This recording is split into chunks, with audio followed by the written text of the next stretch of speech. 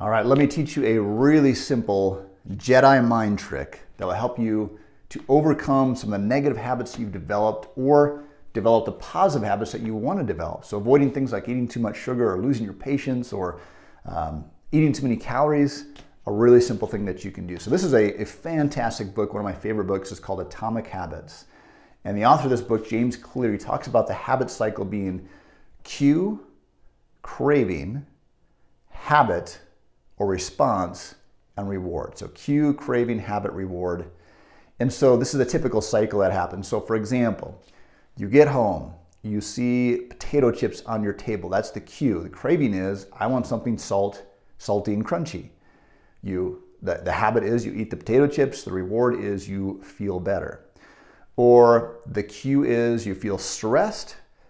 The craving is you want to feel relaxed. You see the TV. You turn a TV on or you pick up your phone and you can totally tune out and you can relax. So what we want to focus on is the cue, okay? So I'll give you an example for myself. I noticed that I was using my phone too often. I was looking at Facebook, I was looking at YouTube, and I thought about, why do I do that? And for me, the cue was a couple of big things. Number one was just I needed to have something to do with my mind all the time. I grew up in a household where my dad was just always go, go, go, type A, always doing things. And so I kind of got that wired into my brain that it wasn't okay to just relax and do nothing. You needed to be active and pursuing things and getting things done. And there's definitely some huge benefits to that. But also there's a time to just relax and let your brain shut down and relax. So for me, anytime I felt bored or didn't feel like I had anything to do, I needed to pick up my phone and look at a video or look at Facebook. The second thing I then noticed is when I used my phone was if I had a project or something that I knew was difficult or was going to be challenging to do or I just didn't want to do it, I would use my phone to procrastinate. So I get on there and it's like, oh, now I don't have time because I spent 20 minutes looking at Facebook or YouTube, and I would use that as an excuse that I didn't have enough time and I'd procrastinate on XYZ project. So once you can figure out what your cue is, so figure out the habit that you want to stop or the cue that you want to start, but we're going to focus on avoiding a habit. If it's eating too many calories, if it's looking at your phone.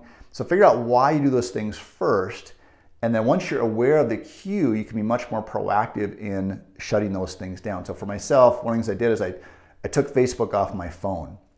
And literally that cut my Facebook usage down by about 90%. So I still have a Facebook account, but I have to get on the computer to look at it. So it's not accessible on my phone. The second thing was I noticed that when I was bored or in those positions where I knew that I might use my phone, I would just get rid of my phone. Before that came up, I'd put my phone in a different room or I'd put it in a drawer so I didn't have access to it. So that cut it down greatly again.